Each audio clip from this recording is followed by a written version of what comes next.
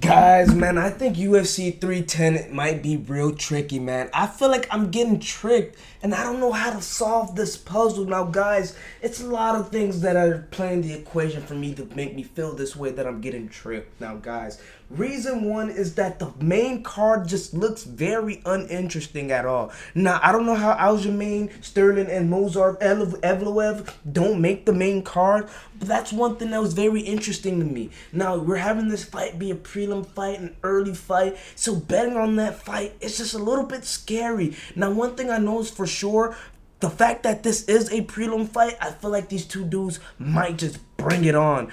But I don't know. There's something that just feels real iffy about that being a prelim fight. Now tell me if I'm overthinking that, guys. But another thing that's making me feel a little bit off about UFC 310 is how in the hell, in what universe, in what world, Ciryl Gane is a minus 350 favorite on Bet Online. Even on Bovada, he ups it even more at a minus 370 favorite against Volkov.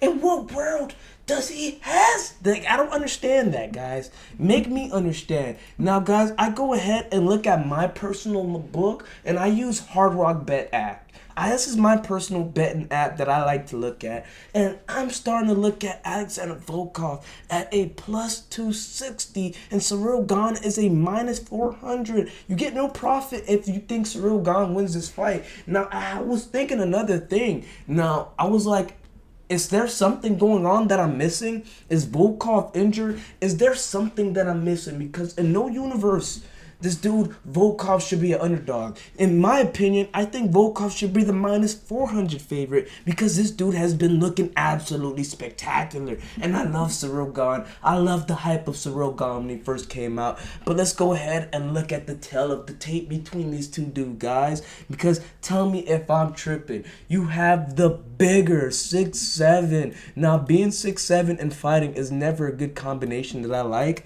But Volkov makes it look good.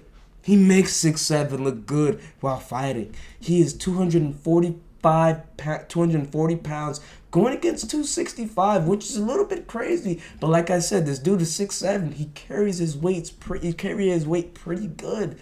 So go ahead and look at the teletape even more. Orthodox stance versus a dude that switches stances, Ciryl Gane. But this is the thing that separates them two. He is a brown belt in Brazilian Jiu-Jitsu. Being a brown belt in Brazilian Jiu-Jitsu is no joke, guys. While Ciryl Gane has no experience in that field. Takedown offense, takedown defense, freaking whatever you want to ground and pound. He doesn't have that, guys. So now, guys, I went ahead and looked at Volkov's fighting history, and this dude has been cash money lately. Within his last 4 fights, he's been money. Now, granted, it's been against Cherhenia Rosenstrike. It was against Alexander Romanov. It was against Taito Ivasa, and it was against Sergey Pavlovich. But this was the same dude that I looked at beat his friend in Sergey Pavlovich and beat him unanimously. Dominated his homeboy and Sergey Pavlovich. So right now, this dude is riding on a high, he was plus 200 in that fight, and he cashed in. Nobody thought he was going to win. I didn't think he was going to win that fight. So now he's in a spot where he's plus 260 again, and I'm supposed to go ahead and say that this dude, Ciryl Gane, is supposed to go ahead and take care of business against Volkov? No. Volkov looks like an animal. He looks like a dog. And if this is the same Volkov that got into that Sergey Pavlovich fight, this is the same Volkov. If he comes into that fight the same weight and better, this Ciryl Gane guy is gonna have a problem. Now you guys go ahead and look at Ciryl Gane's tail of the tape. That's the tail of the tape. Look at his fight history.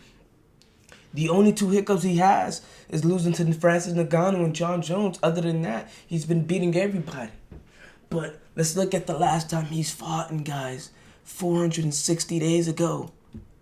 It's been ages ago since the dude has fought. It's 365 days in a year. So it's been a little bit over a year since this dude has fought. You go ahead and look at the last time Volkov has fought, and it's within the year of 2024 because it was 166 days ago. So this dude is the fresher dude coming into this. The only hiccup that he has on his record is Tom Aspinall and Ciryl Gane, and losing to Curtis Blades and Derek Lewis is a little bit of a stain on your resume, but ish happens in the mix of things, man. So guys, like I've been saying, I think my boy Volkov is gonna go ahead, take care of business, and I think this fight probably ends in a submission, man. I think he chokes out Ciryl Gane.